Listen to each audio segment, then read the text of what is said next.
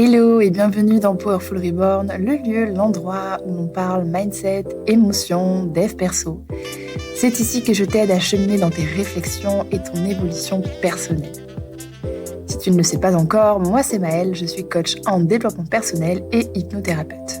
J'aide les humains en quête de paix et d'amour de soi à guérir leurs blessures émotionnelles et à se défaire de leurs croyances limitantes.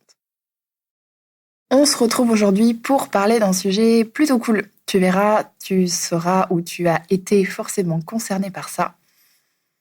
Et j'ai surtout envie d'établir la vérité et de te partager un petit peu tout ce qu'il y a autour du potentiel amoureux. Qu'est-ce que le potentiel amoureux? Alors, il n'y a pas de nom en soi, c'est juste moi qui pose ce mot. Mais en fait, je parle surtout de pourquoi tu vas éventuellement tomber amoureux de quelqu'un, pourquoi tu vas avoir du mal à te défaire de quelqu'un s'il y a une rupture ou chose comme ça. En fait, si tu es par exemple dans une séparation où il y a un petit moment que tu es séparé et que tu penses toujours à la personne, que tu t'es dit « elle me manque, il ou elle me manque, j'arrive pas à passer à autre chose, les autres ne sont pas lui, ne sont pas elle, j'ai du mal à m'ouvrir aux autres, etc. etc. » Sache que 9 fois sur 10, et j'ai envie de dire 10 fois sur 10, en fait, sache que tu es attiré simplement par le potentiel de la relation, par le potentiel amoureux, par le potentiel de la personne. Si tu te poses la question, réfléchis bien. Qu'est-ce qui te manque réellement chez ton ex? Alors oui, tu vas me dire, oui, mais je l'aime, et puis sa présence, et ses câlins, on rigolait bien, et ci, et ça. Ok, maintenant, prends du recul, prends de la hauteur sur la situation. Est-ce qu'il y a seulement cette personne qui peut t'apporter ça? Bien sûr que non. Et tu peux parfois te dire oui, mais tu vois, ça aurait pu marcher si on avait fait ci, si on avait fait ça, et en plus on se correspond, et il y a ci, il y a ça. Oui, ça s'appelle un potentiel. Et tous les « et si » que tu vas placer dans ton discours, sache que ces « et si », ils t'éloignent, ils t'écartent de la réalité. Je suis tout à fait d'accord avec des « et si ». Franchement, on peut faire plein de choses. Tu peux refaire le monde, sans problème. Sauf que c'est totalement utopique. Est-ce que c'est réellement ce qui va se passer? Pas forcément ou pas du tout. Donc, réalise bien que les 3/4 du temps, tu vas être attiré par un potentiel. Ce potentiel de « ça aurait pu marcher, ça aurait dû marcher, et pourquoi ça n'a pas marché ?» Et justement, plutôt que de te demander pourquoi ça m'arrive, pourquoi on s'est séparés, demande-toi « ok, qu'est-ce que ça m'apporte finalement? Comment je peux continuer d'évoluer, d'avancer, de grandir, de m'éveiller par rapport à cette situation ?» Je crois que dans une vie, il y a plusieurs love stories. Mais on connaît, je pense, une ou peut-être plusieurs, je sais pas, mais en tout cas, ça reste ma vision. Il y a une ou plusieurs life stories. Et parfois, il faut juste accepter que la personne en face de toi, c'est juste une love story. Ou ça a été une love story. Et non une life story. Alors oui, tu me diras, oui, mais cette personne, ça aurait pu être pour la vie ou je ne sais quoi. Oui, oui, on est encore dans le ici, en fait. Et dans la réalité, qu'est-ce qu'il en est? Est-ce que cette personne est prête à changer? Enfin, quand je dis changer, attention, pas changer qui elle est, à évoluer, pardon, j'ai utilisé le mauvais terme. Est-ce que cette personne, elle est prête à évoluer dans le couple, au sein du couple? Est-ce qu'elle est prête à s'investir dans ce couple?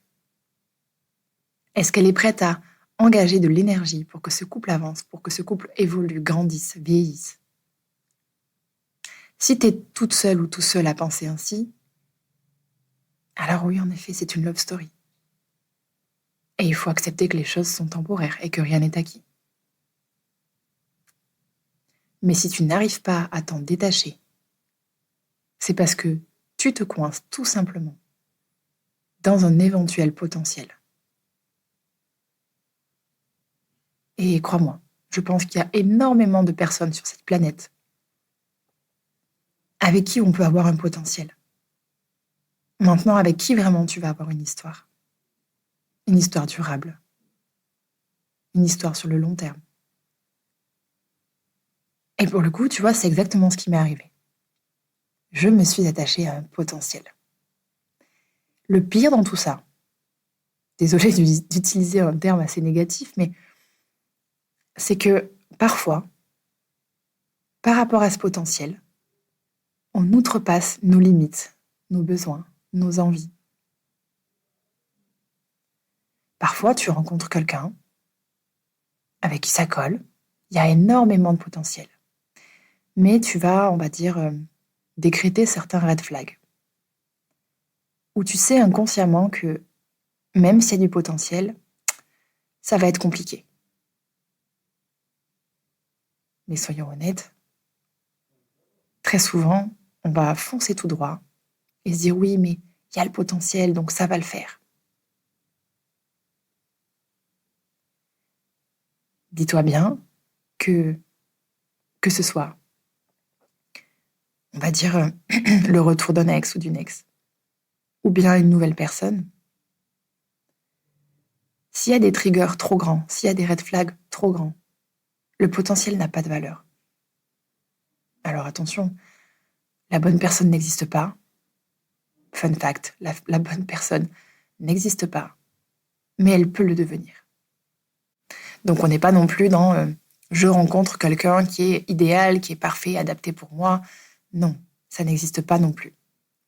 Mais il faut pouvoir avoir une certaine sincérité envers soi-même pour se dire ok, est-ce que ces red flags sur le long terme, ils vont être gênants ou pas? Est-ce que je pense que c'est quelque chose qui peut effectivement s'améliorer? Oui, non. Si c'est pas le cas, alors change de trottoir, trace ta route. Inutile d'aller perdre du temps avec une personne qui ne pourra peut-être jamais te convenir.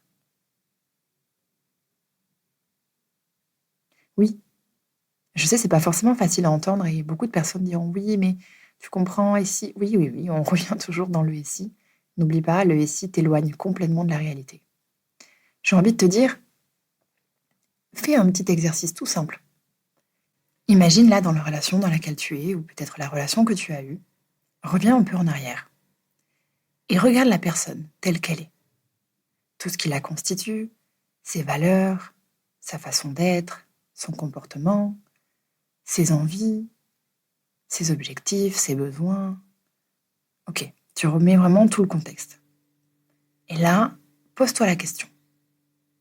Est-ce que cette situation, cette personne-là, à l'instant T, je m'imagine dans 10 ans avec? Est-ce que c'est ok pour moi?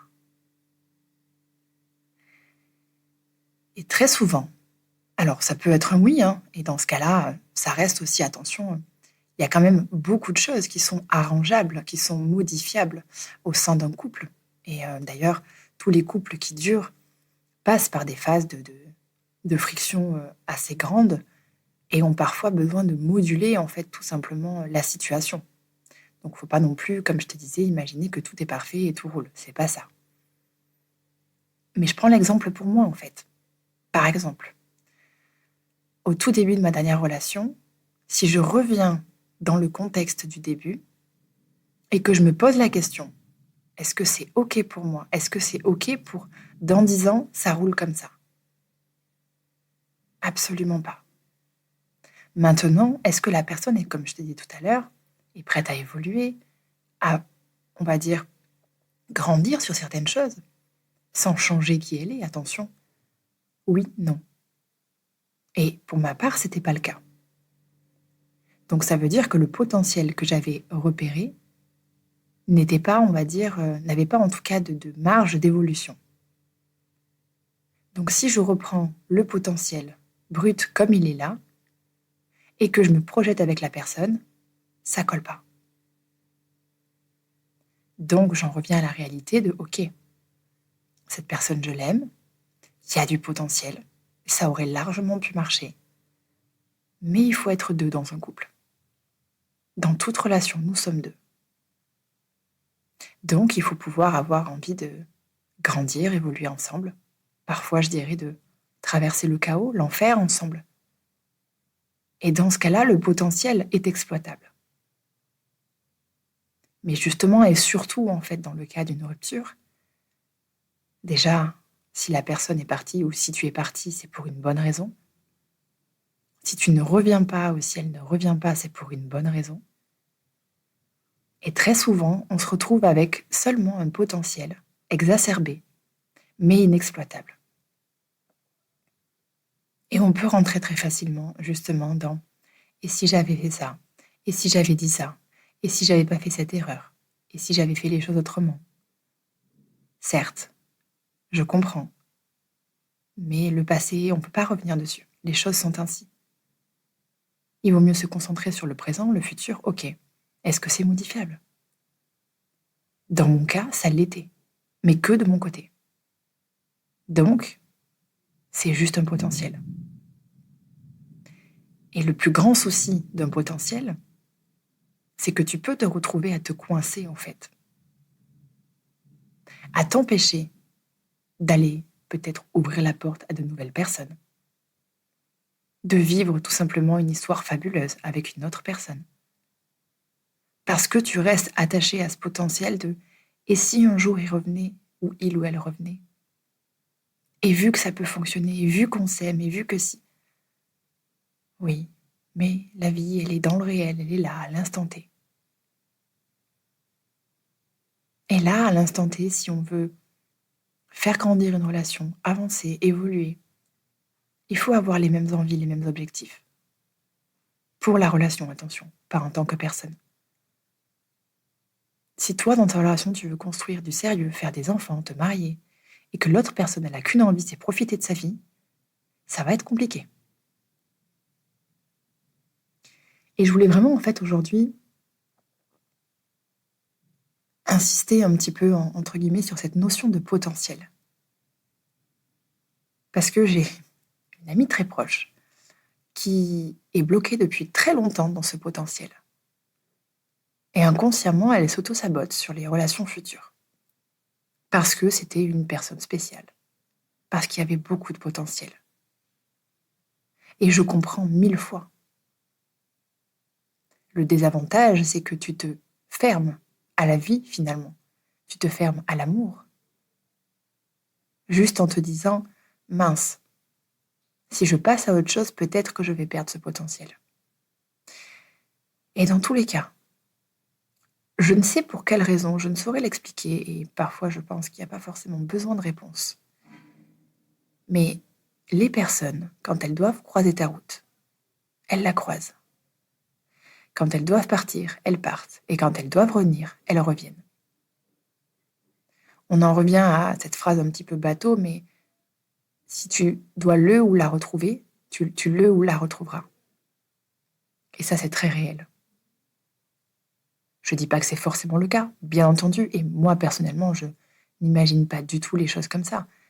Mais c'est justement en faisant confiance à la vie, à ton avenir, en continuant de vivre, que tu ne sais pas quelles surprises te seront réservées. Et imaginons, tu te sépares de cette personne, et 5 ans plus tard, tu le ou la recroises. Et ce fameux potentiel est exploitable. Fonce, c'est le moment. Là où ça l'était peut-être pas il y a 5 ans. Parce que, comme je dis, il faut que les deux personnes aient envie d'avancer dans le même sens. Et surtout, il y a un timing parfois à ce potentiel. Alors, je dirais pas forcément bonne personne, mauvais moment, mais parfois, je dirais plutôt potentiel, mauvais timing. Et parfois, ce potentiel mauvais timing reste seulement un potentiel mauvais timing, et c'est ainsi. On n'est pas obligé de détester tous ces ex, de se dire que c'est tous des cons ou tous des connes. Non, pas du tout. Avec certains, il y aura des trucs, bon ben voilà, c'était cool. Dommage, il n'y avait rien de très négatif, mais il y avait des points de friction, ça collait pas pour certaines choses. Il y avait un grand potentiel. Mais c'est comme ça. Et Le meilleur cadeau que tu puisses t'offrir, c'est d'accepter la situation justement telle qu'elle est. Si vous avez tout fait, d'un côté comme de l'autre, alors c'est un fait, et non un problème. Et si c'est un fait, alors on accepte de vivre avec. Le lâcher-prise n'est pas forcément des plus évidents, je suis totalement d'accord. Mais c'est comme ça que tu pourras, toi, évoluer, t'ouvrir à l'amour, à la vie, et vivre des choses extraordinaires. Et à rester coincé dans ce potentiel, tu ne sais pas, ça se trouve, tu vas peut-être un jour rencontrer quelqu'un où tu vas te dire: «Waouh, le potentiel est encore plus grand que ce que je pouvais imaginer». Et ça se trouve, ce potentiel sera clairement exploitable. Alors ne te ferme pas au reste de ta vie à cause d'un potentiel inexploitable. C'est vraiment important d'arriver à juste lâcher prise. Et c'est OK. C'est comme ça. Pour le coup, tu vois, il m'a fallu quand même 2-3 mois, personnellement, parce que j'avais une situation avec cette personne assez particulière. Bref, je ne rentrerai pas dans les détails, mais j'ai mis au moins 2-3 mois, en effet, à lâcher prise et à accepter que c'était juste un potentiel, exacerbé, certes, mais inexploitable. Et c'est OK. Maintenant, bien entendu, prends le temps de digérer, d'accepter, de lâcher prise. Il n'y a pas en fait de timing parfait, il n'y a pas voilà, il faut que ça du jour au lendemain tu passes à autre chose. Non, c'est pas ça. Il faut vraiment que tu sois bienveillante envers toi-même, que tu t'offres le temps pour passer à autre chose, pour guérir, pour lâcher prise et pour accepter, c'est tout. Et tu verras qu'avec le temps, et je sais que ça va faire écho chez toi, je te laisse te rappeler de peut-être d'anciennes relations. Est-ce qu'aujourd'hui tu les aimes toujours? Est-ce qu'aujourd'hui tu souffres toujours? J'imagine que la réponse est non. Et pourtant, peut-être que ça n'empêche pas que parmi ces personnes, il y en avait une, voire deux, voire plusieurs, qui avaient le potentiel. Mais j'ai envie de te dire, la personne avec qui peut-être tu auras ta life story, tu n'auras peut-être pas à te poser la question, est-ce que ce potentiel est viable? Comme je te dis, malgré la friction, je pense que deux personnes qui ont les mêmes envies, qui veulent que ce nous grandisse, vieillisse, mûrisse, elles ne se posent pas la question. Elles avancent ensemble, malgré les difficultés. Et elles sont prêtes autant à être à deux dans la lumière que dans le chaos. Et tu ne mérites pas moins. Tu mérites tout, comme chaque être humain. En revanche, il faut t'autoriser à le recevoir. Parce que parfois également, quand on est dans un potentiel inexploitable, on accepte seulement les miettes. Et on se dit oui, bah ça changera peut-être. Peut-être que si, peut-être que là, alors que dans le fond, tu sais que t'es pas heureux ou heureuse. Peut-être qu'il te manque des choses dans cette relation. Mais comme il y a des potentiels, on passe au-dessus. Oui, mais il est ci, il est ça, ou elle est ci, elle est ça. Donc c'est pas grave. Non. Non.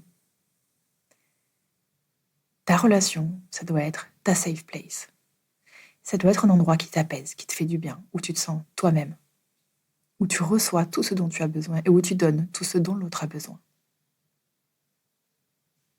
Et où finalement, vous allez vous apporter plein de choses qui vont vous permettre, dans vos vies personnelles, d'être encore plus grand, encore plus éveillé, encore meilleur. Mais en aucun cas, ta relation doit être un endroit où tu acceptes des miettes, où tu vas éventuellement ressentir de l'anxiété, où ta paix n'est pas totale. Non. Tu ne peux pas rester là, juste pour un potentiel. Il faut vraiment être OK avec ça. Je sais que c'est pas évident.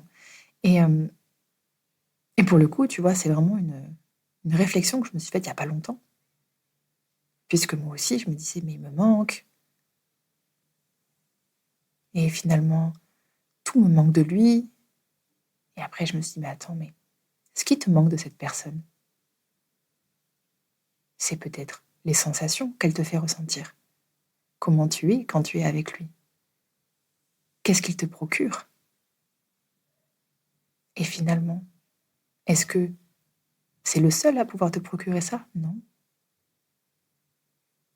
Alors oui, bien sûr, chaque personne est unique. Et on va avoir les souvenirs de cette complicité avec cette personne, d'un passé, peut-être d'un quotidien, si tu vis avec lui ou elle. Oui, et peut-être que c'est une personne géniale, qu'il ou elle te faisait rire, que vous passiez de bons moments, et c'est super.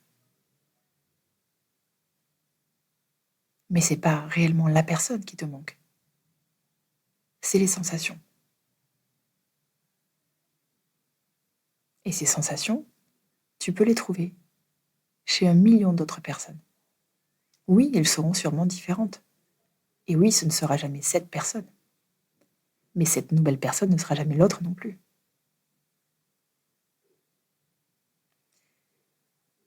Et vraiment, c'est toujours une histoire de potentiel et de sensations.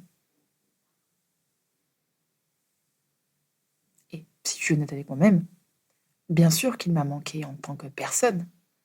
Mais outre ça, c'est surtout ce que j'étais avec lui aussi. C'est surtout notre quotidien, nos souvenirs, et le fait d'avoir quelqu'un à côté de moi qui m'apporte de l'affection, on est une équipe, c'est cool. Demain, bon, je ne suis pas prête, mais admettons, un nouvel homme arrive dans ma vie, il ne me manquera plus. Peut-être qu'il ne m'apportera pas tout à fait les mêmes choses, mais il m'apportera aussi des choses que l'ancien ne me donnait pas. Tout simplement parce qu'on est unique. Donc finalement, à ce moment-là, je saurai et je confirmerai que ce n'était pas la personne réellement qui me manquait, mais les sensations. Et ça rejoint le potentiel. Ça rejoint totalement ce potentiel pour lequel parfois on s'accroche, on perd du temps, on se fait mal, on s'auto-flagelle. Alors que finalement, notre rôle, c'est juste d'accepter. Et je trouve ça important parce que on dissocie rarement, en fait, les émotions de la relation. Et je vois tellement de personnes, moi la première, dire oui, mais il ou elle me manque, et si et là, mais non. Ça va bien au-delà de ça. Ça va bien au-delà de l'humain. Et comme je te disais, parfois, c'est même ta version de toi-même avec lui ou elle qui te manque. Alors pose-toi la question. Qu'est-ce qui me manque chez lui, chez elle, vraiment? Est-ce qu'une autre personne peut m'apporter ça? Oui, non. Est-ce que je suis en train de me freiner pour un potentiel inexploité? Oui, non. Et à ce moment-là, quand tu auras tes réponses, que je t'invite à te poser avec une grande sincérité, sans te voiler la face, ça va sûrement t'alléger et tu verras que tu pourras t'ouvrir beaucoup plus facilement à l'amour, à la vie, tout simplement. Mais c'est important de lâcher prise, vraiment. Alors voilà, je voulais te parler de ça aujourd'hui. J'espère tout simplement que peut-être si tu traverses une rupture ou que tu as du mal à oublier ton ex, peu importe, que ça pourra t'aider, que ça te fera réfléchir, peut-être conscientiser des choses. N'hésite pas en tout cas si tu veux venir discuter sur mes réseaux, Maëlle Tapia sur Instagram. Tu es le ou la bienvenue, je réponds à tout le monde. Donc, c'est avec le plus grand des plaisirs. Et si tu as 2 minutes, je te serai très reconnaissante de noter et mettre un petit commentaire sur le podcast, que ce soit sur Apple Podcasts ou Spotify. Je te laisse prendre juste 2 minutes qui pour moi seront énormément. Je te dis à lundi prochain pour un nouvel épisode. Salut!